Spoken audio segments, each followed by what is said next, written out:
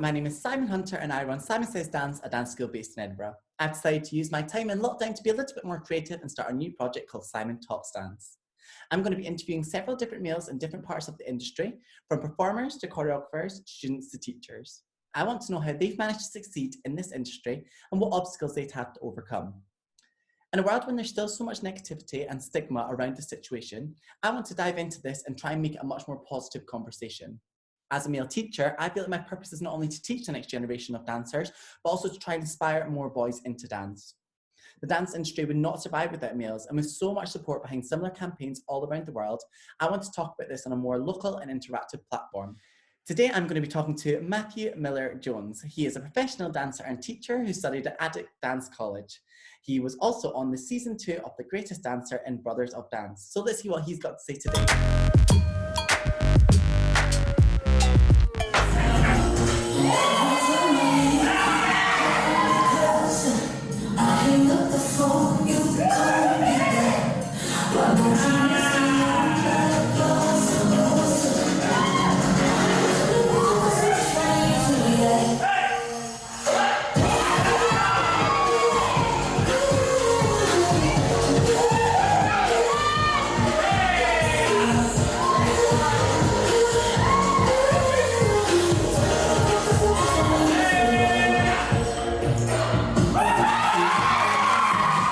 Hey, how are you?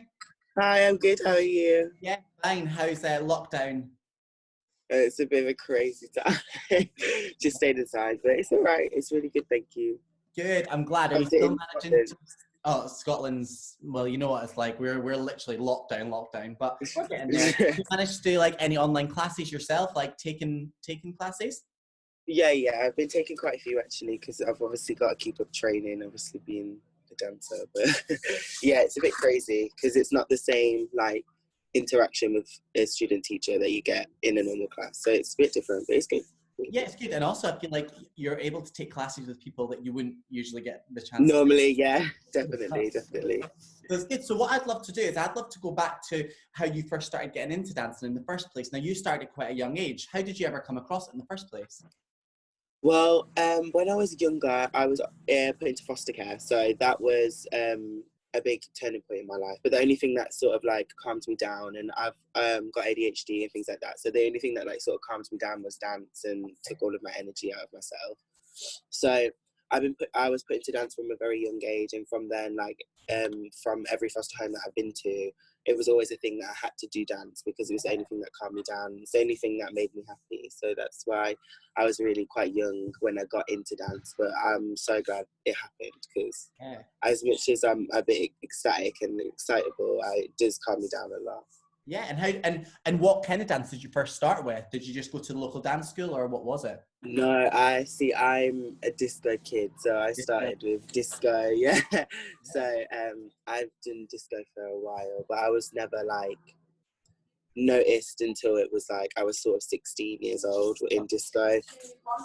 So there was quite a lot of politics in disco as well with boys and dancing, and it's an advantage to be a boy there, which is a good thing, I sort of think, which is not something that I saw as a young boy. Yeah. But yeah, I started off as disco, and it took a lot of energy out of you because they're crazy. Oh, I can imagine. But your flexibility and your tricks that you've obviously like built from that is obviously helpful. Yeah, yeah, definitely. They're so then, crazy. when did you start going into other different styles? Then, when did you start kind of moving on to other bits as well? So I started like ballet and tap and things like that when I was maybe 12, something like that, 12, 13. And I didn't really enjoy that because I obviously only knew the world of disco, and I was like, I like doing that, I don't want to do anything else. And I used to hate ballet, like my dance school teachers, and that's when I went to a local dance school as well as my disco school. And like they used to have to drag me into ballet and drag me into tap because I hated it, and it was awful. I used to hate it, but it was just foundation. So that's when I started getting into that. I only started getting into commercial dance when I was sort of 16, 17, something like that. And then when I went to Addict, I was doing it full time. So I would only do like commercial when I went to like events like HDI or summer camps or things like that. So yeah, that's when I started commercial, really, and then I started training it, and then it's all gone from there. And then what made you pick Addict? Why was it like, that's the place I want to go? It was like a full circle moment, actually, because when I was like 15, I went to Move It, and I saw them do a routine where there was a boy in the middle and he was dancing like a girl. And obviously that's the way that I love to dance, and that's the way that people see me dance. So I watched it and I was like, oh my gosh, that's where I want to go. And I had my heart set on it. And then obviously I completely forgot about that. And it was always drilled into me, like Erdang, Bird, and then like all the big colleges that you feel like you have to go into London to be something or to be great. So I completely forgot about Addict. And then they came to a disco workshop to offer out scholarships. And I was there and I was like, I completely forgot about them. Couldn't even remember who they were when I was like 18 years old. And I got into the final round of getting a scholarship. I didn't get offered a scholarship. And then they asked me to audition. And so I did audition, and then I got in, and just rest from there. But I can't thank Addict enough. They're definitely a great college. Yeah, and it's definitely one that's coming up the ranks really quickly as well. It's like That's what I mean. I feel like Addict gets slept on because of obviously all these big colleges, because obviously the dance school teachers who are in dance schools, especially in England or in things, sort of went to those colleges like Bird, Lanes, Erdang. So that's what they drill into their kids as the top and the highest, which, don't get me wrong, they're incredible schools, but there's other places, and I generally don't believe if you have to be in London to be great, because I went to that college and I know many people from that college who are insane. Yeah, and even the video that just came out recently that Ben just put up, it was like unbelievable. I couldn't do that because of Rivers of Dance, but that was good. But it was so good, and I'm so proud of everyone. Like, all my best friends are in it, so I'm so happy for everyone. It's so good. So what I'd like to talk about is, obviously growing up through dance, did you ever have to come across like any hardships or any hard times that you had to kind of face being like a male dancer? Well, I was always in class because I obviously grew up like 1999, 2000 sort of, so the early 2000s, and it was always, I got quite used to being the only boy in a girls' class. So then when other boys would see that, I would always get bullied, like dancing's for gays, dancing's for girls, like all of that sort of thing. And even though, I was gay, but at the time I didn't know what I was. So it could be quite damaging to a young child, especially because you're getting so much negativity and you've not really experienced that. And kids can be so mean nowadays, like awful. And it's crazy, like, but I feel like it made me the person that I am now, forgetting those times and things like that. But if you stick with it, like, it's really the only thing that makes you feel better about yourself. In hindsight. But it's like a double-ended sword. Dance sometimes can make you feel the best, but then it can also make you feel the worst about yourself, especially being a professional dancer in the industry, like crazy. Crazy times. I feel like as well, like, it's one of those situations that lots of people have had to go through hard times, but it actually makes your skin a bit thicker, and it actually makes you work hard. Definitely. For proving yourself to people. Yeah, of course. Especially when it comes to proving yourself to people, because the people that in the past may have said one thing, they're looking at my feed now or somebody else's feed that they bullied, and they're doing more successful while they work a 9-to-5 job as they, even though that is great if that's what you do. But some people just don't want to do that, and then they shouldn't get ridiculed for not wanting to do the same thing that they want to do. And it's your passion, and I think a lot of it comes down to jealousy, that you found your passion at a younger age, and you can. That's what I mean. Definitely, because say they found their passion, then why should anybody take it away from them? If your passion is cleaning a toilet, that's your passion. If your passion's dancing, that's your passion. Like, it is what it is. And it doesn't do you any better by dampening someone else's passion. You just have to excel in what you're doing, I suppose. No, and especially as dancers, I've come across that we like to sometimes how do I put it actually? Sometimes we like to knock each other down to make ourselves feel better, especially dancers do that all the time, and we're the worst for it. Like, absolutely. Now, is there anything that you wish, like, if you could go back to the start, is anything you wish, like, oh, I wish I'd done ballet from a younger age now? Or do you think everything kind of happens for a reason? I have the wishes that I did like certain styles when I was younger, like, and I know, like, if mums watch this, they'll be like, see, I told you you should do ballet when you were little. Like, my mum will actually kiss me. But I generally believe, like, everything does happen for a reason. The way I am now for a reason, because maybe it's bullying, or maybe it's my own self-development, or maybe it's my mind. Like, it's everything happens and everything plateaus in a certain order for a reason. And if something's not for you, then it's not for you. And then if you realize that at a young age and you've never really tried it or even got into it, like, especially being so young, you don't know what are the possible outcomes of that. Yeah. So I feel like giving up with dance at so young because it gets hard or because of bullying, and you've never really experienced like going out to auditions and experience that, because that's a completely different level in itself. Because that's not just bullying, that's a mind game in itself. So if they're strong enough to get through things like that, then they're definitely strong enough to be in the industry, because there's so many people that went through the same thing. Like, so many girls that get called ugly, so many girls that are too thin, too fat, too this, too that. But they go to auditions every time and get told the same thing, and then do it again on a Monday. Do you know what I mean? So it's just a bit of a crime. It's almost easier for a male in this industry because there's much less of them. So it almost makes it easier. Don't get me wrong, you still have to fight for your audition, you still have to fight for your role, but the numbers are much less, I suppose. Yeah, definitely. Like, they're more now that it's getting on, because as you say, dance for boys is coming so represented in the media and in the socials and things like that.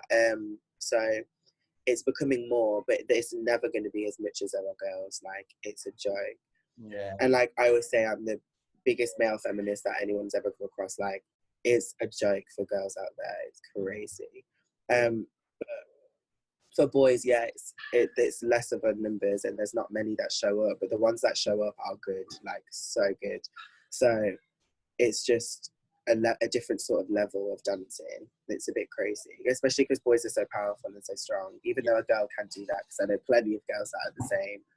But it's just a different sort of vibe when a boy audition happens, but it's just crazy.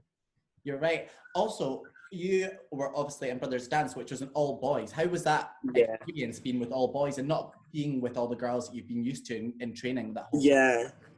Well, I've always struggled to make friends with boys. That's because obviously bullying and things like that. So I've always had a hard relationship to be friends with males or male dancers, in fact, because especially they can be so hurtful and so sneaky and sometimes things like that. So I always hold men at the same sort of standard. So it's been really like hard for me to make friends with boys. So it was hard at first because I was a bit wary of everyone and like it just sussing everyone out. But everyone is just so sweet. Like it was a great experience, and I can't thank any more about. And like I can't thank the choreographer and all the people that were on the thing enough, because it opened me to a world of TV and things like that. So it's great opportunities. Yeah, such a different experience. It is just normal people going on these competitions. A lot of people think like, oh, you have to be this level, but it is normal. Oh no, yeah, definitely. It's good. Like it has been cancelled as well. You've been cancelled? Yeah, it's not coming back. Has it? Yeah, that's oh my gosh, I've not even read that. Oh, that proves how much I don't watch. I'm just like it's lockdown. You're allowed to. So one question I'd like to see is, if dance hadn't been a part of your life, where do you think you would have maybe been now? Well, I went to college before I did dance as a backup plan, because my mum was a big normal mum, saying if it doesn't work out, I have to have a backup plan. Yeah. But I always wanted to do something creative, so I went to college for 2 years for makeup artistry. So I would have probably been doing makeup somewhere at a counter and just hating life.